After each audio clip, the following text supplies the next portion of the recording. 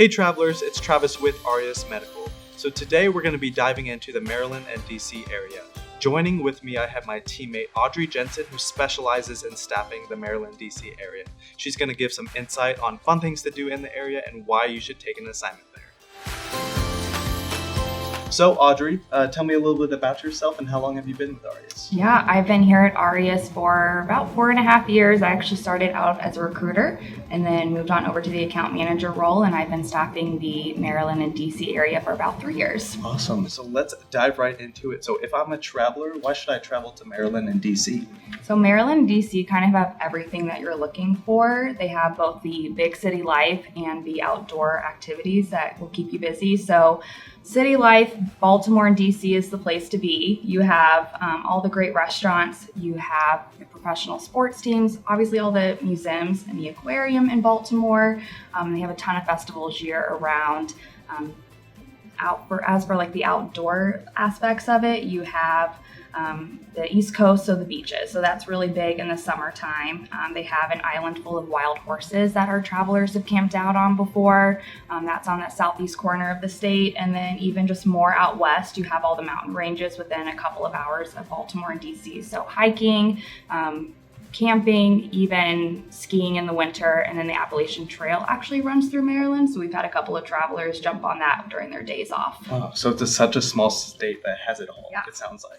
What does the licensure process look like? Yeah, so Maryland and DC do have a different licensure process. DC's license takes about 5 weeks to get, so you do have to have already applied for the license or have it in hand to be submitted to a job.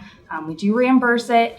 Once you start the assignment, it's going to consist of application, fingerprints, background, and then obviously a nurse's report. Maryland, we're lucky. It's a quick license state and a compact license state. So majority of our facilities do allow us to submit your profile without having the license in hand. License takes about 2 weeks to get if you have a clean background. So we can go ahead and have you submit for the fingerprint card when we submit you for the job. And then once your contract starts, you'll have the license posted. That's great. And what type of facilities do we staff and what type of specialty needs do we see? We see a ton of med-surg, ICU, and telemetry, even ER in Maryland. We get a lot of same things in DC, so med-surg, ER, ICU. We're seeing a lot of labor and delivery and postpartum mother baby needs in DC as well as Maryland.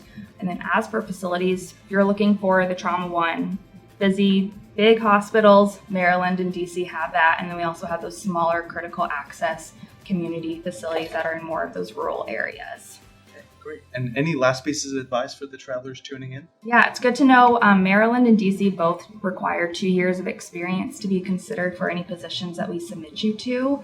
So if you are looking for something out east and you have that 2 years of experience, definitely check out Maryland, DC, obviously the quick license state. And we have a ton of facilities that are very traveler friendly, where our travelers end up either extending a couple of assignments or they actually end up going full time at the facility. Great. Well, thank you so much for all the insight, Audrey. And for the travelers tuning in, if you want any more information on traveling to the Maryland, DC area, make sure to contact me today, and I would love to get you over to Audrey and the Maryland, DC team.